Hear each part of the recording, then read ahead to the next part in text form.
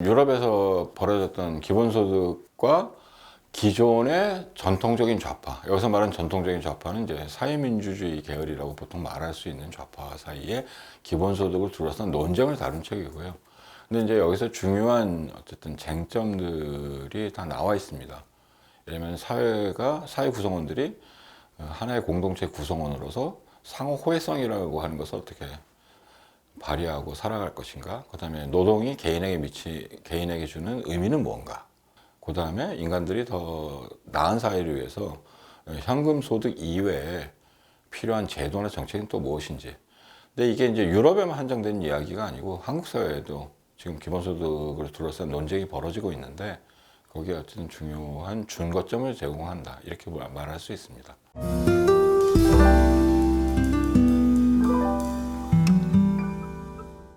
제 이름은 안효상이고요. 기본소득 한국네트워크의 상임이사이자 정치경제연구소 대안의 부소장으로 일하고 있습니다. 예, 그 타이틀이 기본소득과 좌파인 것은 원래 제목 자체가 그 영어판 제목이 Basic Income and the Left였기 때문에 이렇게 한 거고요.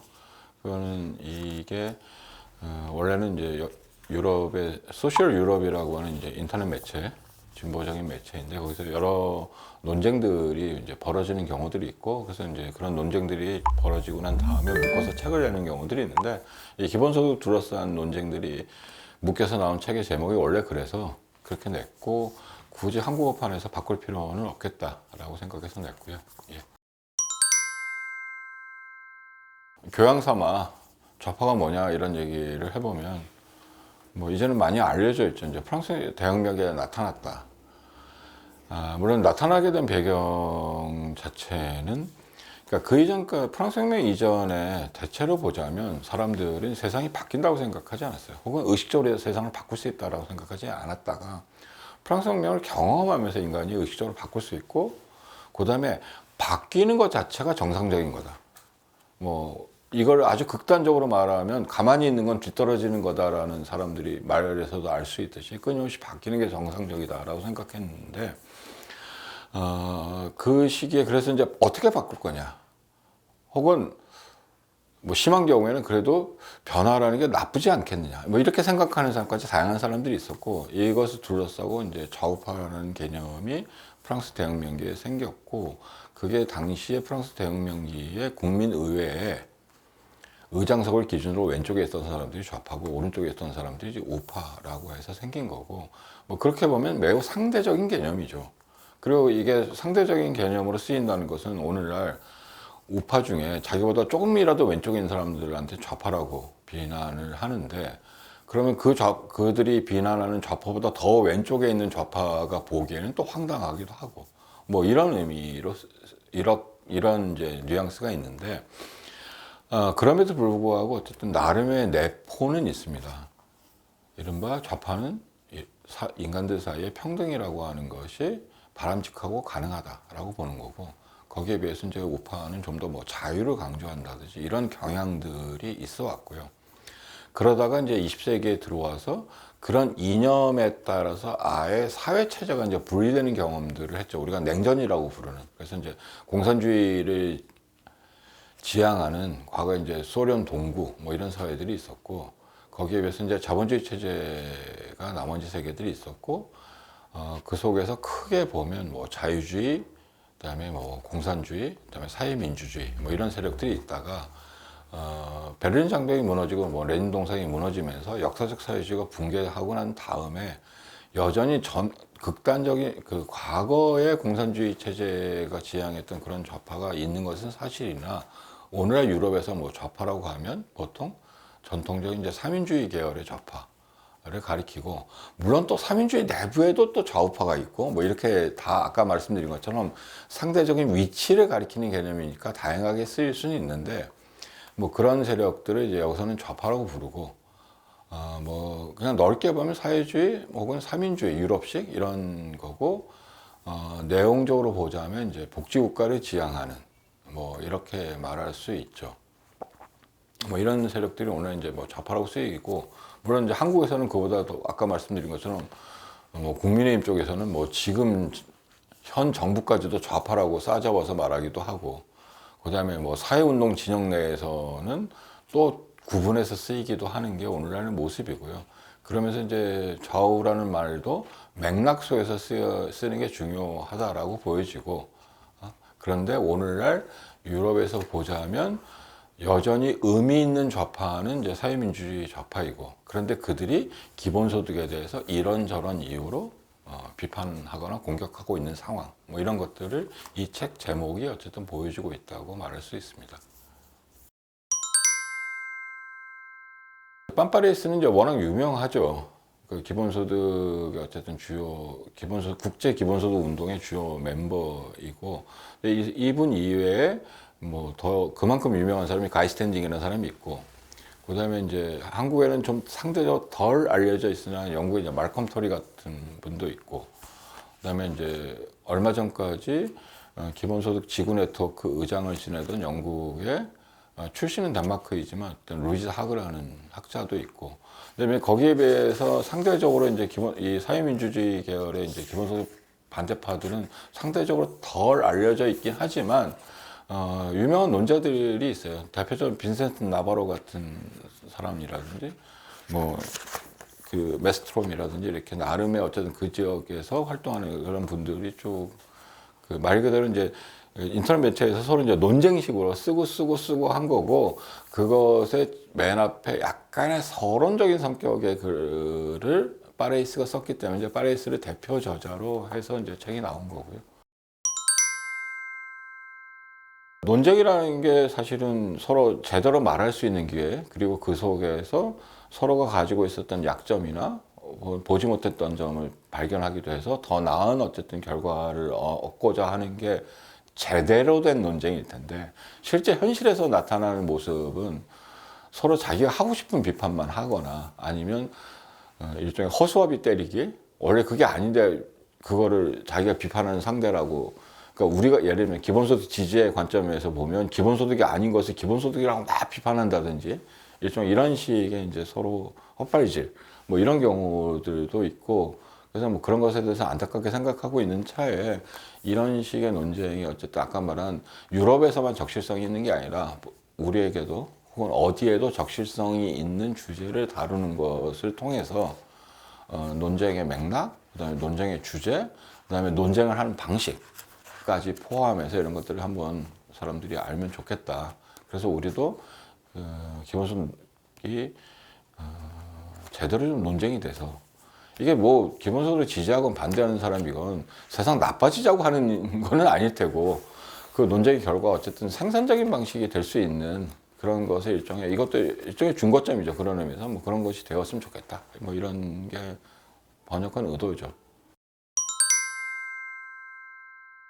사실 이게 글들이 짧아서 읽어보시면 사실은 이제 되긴 하는데, 예를 들면 뭐 유럽 특유한 것, 그러니까 예를 들면 유럽의 당 같은 거는 좀 빼고, 그거는 이제 한국 이쪽하고는 좀 맥락이 다르니까 유럽 전체 차원에서 어쨌든 배당을 해야 된다는 얘기가 좀 그런 거는 이제 빼자면 상황 인식이 아주 다르지는 않을 것 같아요.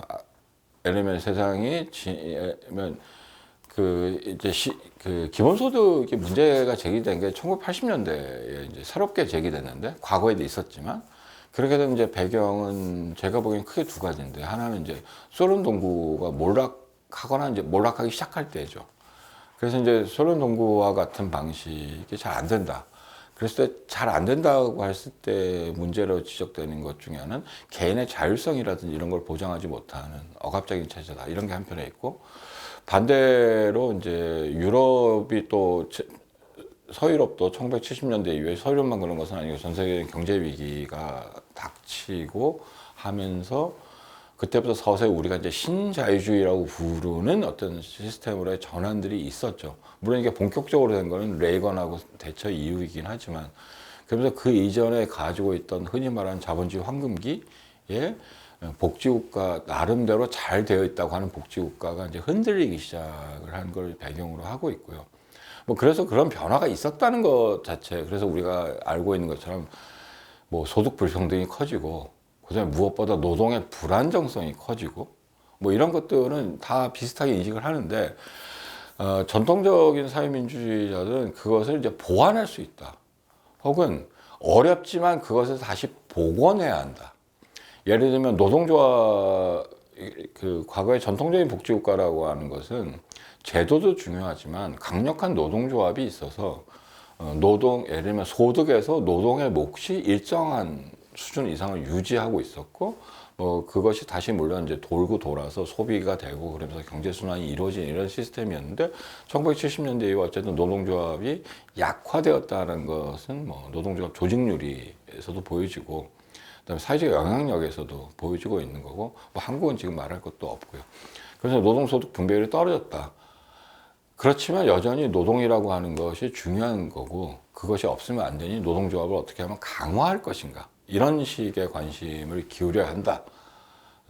이런 거고, 그 다음에 또 하나의 쟁점은 예를 들면 그 기본소득에 대해서 비판하는 중요한 주제 중에 하나가 아무것도 하지 않는데 왜 주느냐, 이른바 공짜 논쟁이 있고, 이 공짜 논쟁이 더 들어가면 누군가는 열심히 일한 것의 결과물을 열심히 일하지 않는 사람에게 주는 거 아니냐. 그러니까 열심히 일하는 노동자를 또 다른 어떤 사람이 착취하는 이런 것이다라고 이제 주장하는 이런 배경이 있고, 이게 이제 아까 말씀드린 것처럼 흔히 말하는 호혜성인데, 사회가 서로 간에 의무와 권리를 어쨌든 같이 나누어져야 되는 거 아니냐.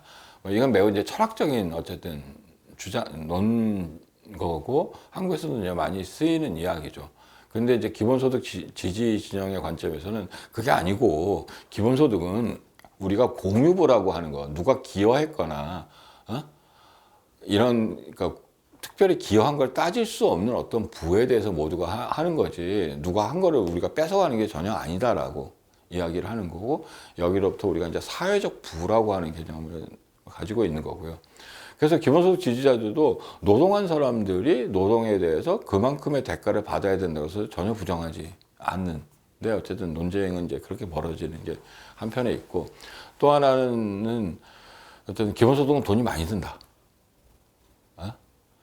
도리어 그럴 바에는 필요한 부분에, 예를 들면 빈곤이 됐건 이런 데 필요한 곳에 적절하게 쓰는 게 더 효율적이다. 이런 주장들이 있는데, 이 부분은 어쨌든 아까 말씀드린 이 기본소득이 공유부에 기초한 것이기 때문에 특정하게 빈곤을 해결하려는 게 아니라 모든 사람이 권리라는 것이라는 게 있고, 그다음에 그 문제에 관해서 예를 들면 빈곤의 덫이나 실업의 덫을 해결하는데, 도리어 기본소득을 모두에게 주고 적절한 조세 체계로 환수하는 게 더 효율적이다라는 주장이 있고, 그런 논쟁들이 어쨌든 계속 이제 부딪히고 있는 이런 게 오늘날의 모습이고, 또 한 가지 주제는 그거죠. 한국에서도 많이 얘기되는데, 기본소득으로 돈 다 주면 공공 서비스를 강화해야 되는데 어떻게 되느냐. 예를 들면 의료도 민영화할 거냐. 예를 들면 학교 교육은 이런 식의 예를 들면 주장이 있는데, 물론 이렇게 주장하는 미국이나 독일의 우파 기본소득 지지자들이 있어요. 돈으로 다 주고 나머지는 다 구매하게, 복지 서비스도. 그런데 유럽이나 한국의 대부분의 기본소득 지지자들은 이건 사태 합리성에 관한 문제다. 예를 들면 의료나 교육은 공공의 서비스를 제공하는 게 더 효율적이고 더 정당하고, 어떤 것들은 시장에 가서 돈을 주고 사는 게 더 합리적이다. 이렇게 돼 있지, 이걸 다 돈으로 주고 퉁치자, 이런 주장은 전혀 아니다. 이런 식의 이제 논쟁들이 이제 오고 가고 있다고 말씀드릴 수 있을 것 같습니다. 두 가지가 있습니다. 하나는 어쨌든 이 출판사 사장님이 유럽의 얘기를 한국 사람들이 얼마나 흥미있게 했느냐, 이게 중요하지만 그래도 한국의 논쟁도 좀 다뤄야 되지 않겠냐, 이런 게 있었고, 그다음에 이게 그렇게 묶은 책이다 보니까 분량이 또 짧아서 이왕이면 좀 길게 써라. 그래서 이제 길게 쓰고, 저 스스로도 어쨌든 아주 아카데믹하게 쓴 글은 아니지만 한국에서 이제 논쟁이 어떻게 됐는지를 한번 훑어보자, 이런 거였고, 간략하게 말씀드리면, 예를 들면 한국에서 기본소득이라는 게 사람들한테 관심을 가진 게 언제쯤일까? 그러니까 한국의 기본소득을 이야기할 때 당연히 기본소득 한국 네트워크의 궤적이라고 하는 걸 얘기하지 않을 수 없는 건데, 2009년 여름쯤에 만들어졌어요. 근데 이게 뜬 거는 2010년 1월에 기본소득 국제학술대회라고 하는 거 서강대에서 이틀 동안 했고, 그때 예를 들면 아까 이야기 나왔던 빰바이레스라든지 아니면 브라질의 상원의원이든지 에두아르도 수프리시라든지 이런 사람들이 왔고, 그다음에 여러 당시로서는 여러 이제 진보 연구 단체나 뭐 정당이나 이런들이 공동 주최를 하면서 기본소득이 나름 한국의 이른바 진보 진영이라는 데서 관심을 좀 받게 되었고, 그러니까 도리어 거꾸로 거기에 대해서 이제 비판하는 관점의 어쨌든 이야기들도 나오게 됐었어요. 근데 한국에서는 이제 안타깝게도 그 당시에 그러니까 기본소득 지지자들도 소수였지만 기본소득을 비판하는 이른바 좌파들도 매우 소수여서 사회적으로 큰 파장이 있었던 논쟁은 아니죠. 왜냐하면 유럽에서는 삼인주의라는 게 어쨌든 집권 세력이기도 하고 하니까 이제 이 논쟁 자체가 매우 중요한 의미 있는데, 한국에서는 기본소득 지지자들도 조금, 기본소득을 비판한다는 좌파들도 조금밖에 없으니까 사회적으로는 매우 이제 주변부의 논쟁이었다고 할 수 있는데, 근데 이제 어쨌든 그럼에도 불구하고 그 당시에도 한국에서도 아까 말한 중요한 쟁점들은 사실은 다 제기는 했었어요. 뭐 더 들어가면, 그런데 문제는 물론 현실성이 별로 없는 논쟁이었기 때문에 그냥 그 더 깊게 안 들어갔을 뿐이고, 그런데 이제 그 논쟁이 이제 본격적으로 시작된 거는 뭐 2016년 정도죠. 2016년이 뭐 몇 가지에서 의미 있는 해라고 다 이야기를 하는데, 하나는 이세돌 알파고 얘기, 그래서 사람들이 많이 충격받고, 그 다음에 스위스에서 국민투표, 그래가지고 스위스 같은 나라에서 기본소득을 하겠다고? 물론 부결되긴 했지만 어쨌든 관심을 끌었고, 그 다음에 이제 핀란드에서 기본소득 뭐 다음 해부터 한다 이런 얘기가 있었고, 그 다음에 의도한 것은 아니지만 2016년 그 여름에 서울에서 기본소득 한국 네트워크가 어쨌든 주관을 해가지고 기본소득 지구 네트워크 대회가 열려서 또 관심을 받고, 뭐 하여간 2016년이 그러면서 중요한 해였고, 그러다 보니까 한국에서 곧바로, 근데 그 직후에 어쨌든 탄핵 국면에 들어가서 갑자기 2016년, 17년 겨울이 이제 선거 국면이 되었잖아요. 근데 그러다 보니까 그 당시에 주요한 당시로서의 야당 후보들, 그리고 전부 또 기본소득을 다 나름의 정책이라고 이제 주장을 한 바가 있었고, 물론 이제 그렇게 된 중요한 배경 중에 하나인, 뭐 지금도 유력한 후보이긴 하지만 지금은 유력한 후보고 당시는 떠오르던 후보였네요. 이재명 후보가 어쨌든 기본소득 주요한 것으로 내걸고 하면서 기본소득이 주요한 쟁점이 어쨌든 됐었다가 그 다음에 근데 결국엔 이제 현 정부가 들어섰고, 현 정부가 들어서니까 기본소득은 좀 주변화되고, 이른바 최저임금 인상으로 대표되는 소득주도 성장이라는 게 어쨌든 쭉 움직였는데, 뭐 다 아시는 것처럼 별 성과가 있다고 말하기는 좀 어렵죠. 그러니까 혹은 큰 변화가 있다고 말하기는 어렵고, 그런 와중에 작년에 이제 코로나19가 확 터지고, 그거를 저는 어떤 뭐 다른 분하고 같이 쓴 논문에서 뭐 위험의 일반화, 위험의 이중화 이런 얘기를 했는데, 원래 어렸던 사람들은 더 어려워지고 안 어렵던 사람들도 어려워지는데, 도대체 어디서 누가 어려워지는 것을 파악하기는 되게 어렵다. 예를 들면 고소득층이었던, 예를 들면 항공기 조종사도 어느 날 항공사가 문을 닫아서 실직하면 어려워지는 거고, 원래 알바해서 어렵던 사람도 뭐 가게가 어려워져서 알바를 그만두면 어려워지는 거예요.